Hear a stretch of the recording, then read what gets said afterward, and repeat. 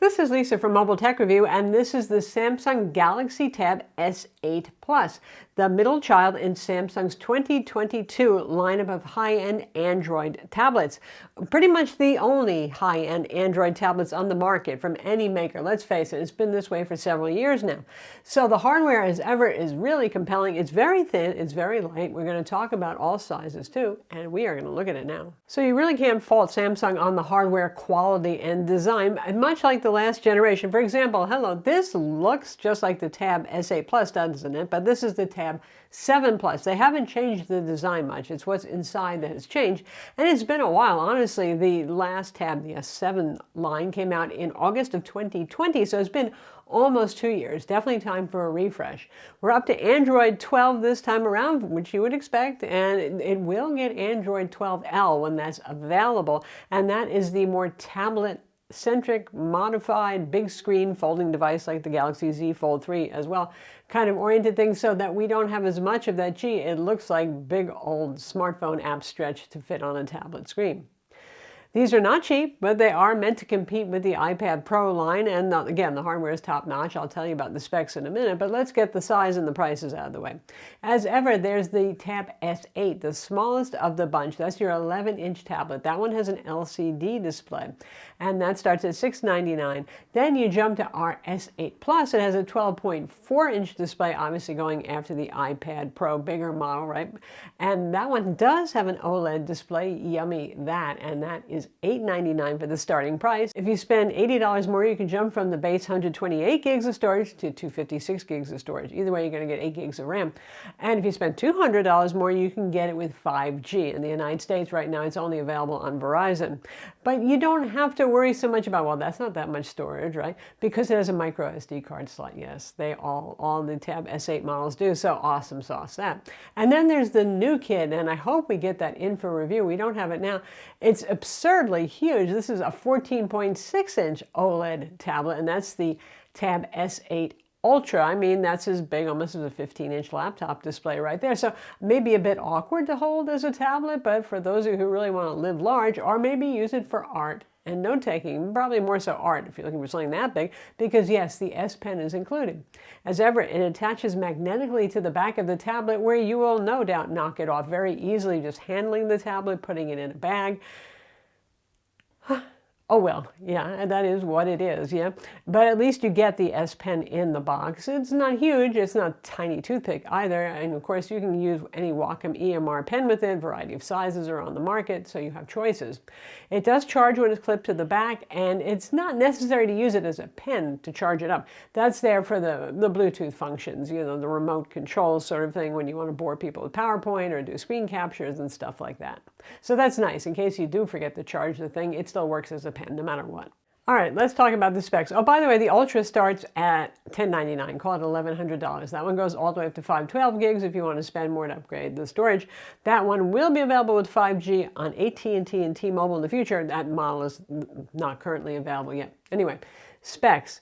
Screen size we know, and OLED status for the Plus and the Ultra models we know. So in terms of the displays, basically for the 11 and the 12.4-inch sizes, you're looking at pretty much the same screen specs as last year's or last generation's models, now 2 years ago. But we have a nice processor upgrade from the Snapdragon 865 Plus. We go to the Snapdragon 8 Gen 1, the same processor we see, at least in the United States, in the Samsung Galaxy S22 line of smartphones. So that's good to see. The bad old days when Android tablets always had older or slower CPUs versus the latest phones, that's no longer a thing. So like I said, you get 8 gigs of RAM in there. You know what the storage options are. And we have, of course, Wi-Fi 6E on board, and we have Bluetooth 5.2 as well. And surprisingly, besides the fact we have quad AKG speakers, that's not surprising, and they do sound pretty good and pretty loud. They're obviously, again, going after the iPad Pro's quad stereo speakers there. We actually have a haptic motor in this. I know some people ask about tablets, and it's not the strongest vibrate motor, and boy, it would have to be huge to vibrate a big tablet, right? But it is there if you like a little buzzing from your tablet.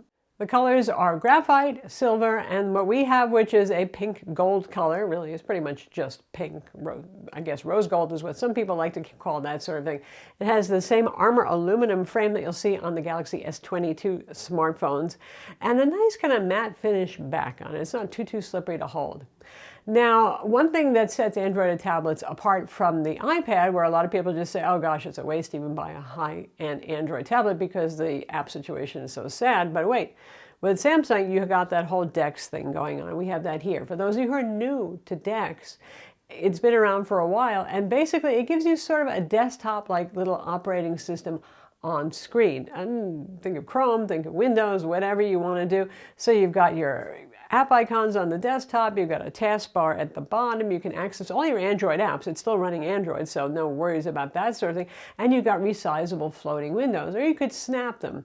With a 16:10 aspect ratio display, however, for productivity use and for putting windows side by side, the height does feel a little limiting. I would like it to be 4:3 or 3:2 aspect ratio. I wish Samsung would consider doing that sort of thing to make it feel more PC-like. Now, doing that, most of you are going to want to use an external keyboard, and probably the slim keyboard cover that Samsung loaned us for this review.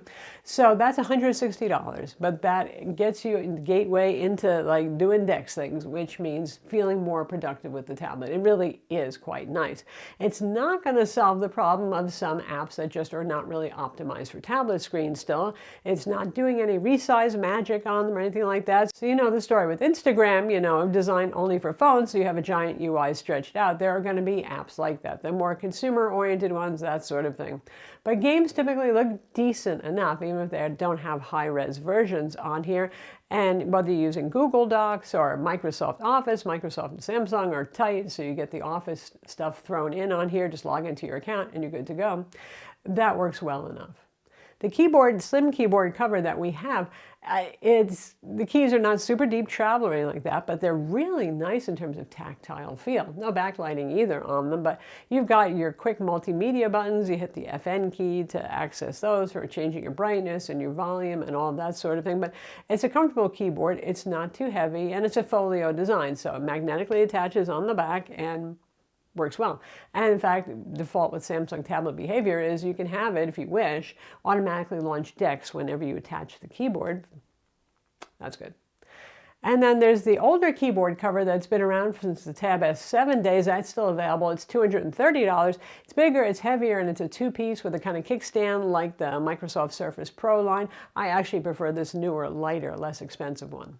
The only drawback to the newer, lighter, less expensive one is it doesn't have a trackpad. So for those of you who don't want to be reaching to touch the screen or using the S Pen, well, then you might want the more expensive two-piece model that does have a trackpad. Now, one thing that 16:10 aspect ratio display is good for is for watching videos like the one you're watching right now. Typical widescreen standard format videos. You don't have as much of the black bar top and bottom as you do, say, with an iPad or something like that, or anything with a 3:2 or 4:3 aspect ratio, which is interesting to list as a pro for this because Samsung's been pushing the Tab S family being more expensive as business-friendly productivity, DeX running kind of products. So it's odd that it's actually really obviously the best tablet around for watching movies, other than the iPad Pro with a mini LED display maybe, because that's pretty darn good looking too. The fact that this is OLED, it's nice, it's reasonably bright, not amazingly so, but reasonably bright, really colorful, deep blacks. It's really nice to watch movies on. When it comes to cameras, you have a 12 megapixel front-facing camera that has that kind of follow you effect that Apple started first. And it works okay. Sometimes it follows me, sometimes it doesn't, but I don't consider that the most necessary feature. Honestly, I'm not jogging around the room while I'm video conferencing with people typically anyway, but it's there. On the back, you have a 13 megapixel main camera and a 6 megapixel ultra-wide camera. Can shoot up to 4K video at 30 frames per second. And they're okay. They're not horrible by any means. Think about smartphones from 3 years ago, and that's about the quality you're looking at there. No telephoto option, but I don't think most people are still using tablets other than in vertical market solution kind of situations as their main photographic tool anyway. One thing to note is this is a 120 hertz display, and there's a 60 hertz option if you want to try to improve your battery life some. There's no adaptive method here. So it's either 60 hertz or 120 hertz refresh rate, nothing scaling it in between automatically. Speaking of battery life, you can see the battery capacity for the 3-tab S8 models on screen right now.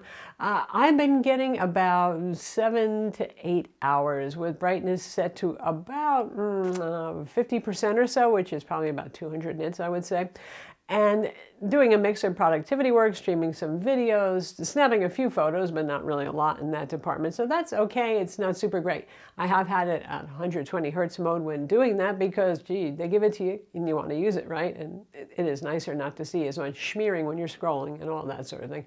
So an Energizer Bunny for me, this has not been so far. And I would expect the 5G model to maybe be even a little less on battery life because 5G is typically a bit of a battery hog.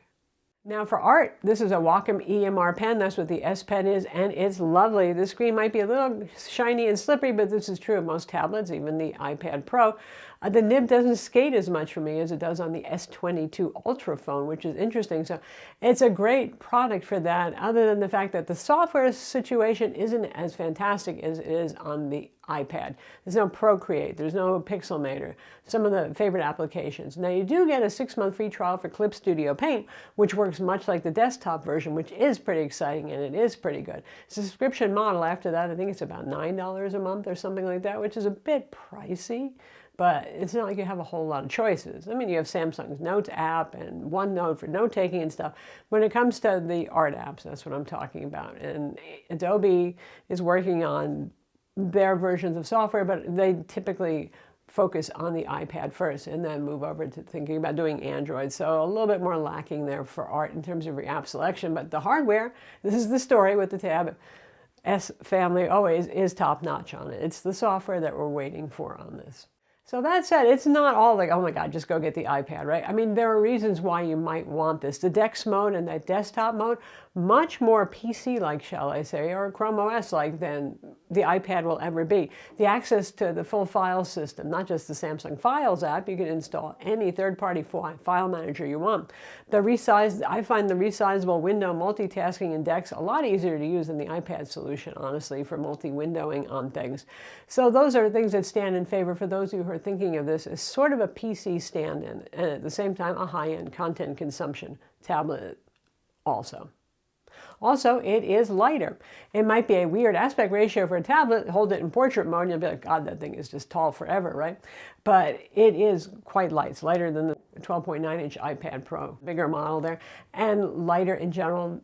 If you pair that iPad with one of Apple's keyboard covers, it gets really bulky, and you might be thinking, I can just carry around a 13-inch laptop instead. This feels notably thinner, lighter, easier to take with you. I'm Lisa from Mobile Tech Review. Be sure to subscribe to our YouTube channel for more cool tech videos, and thumbs up if you like this vid.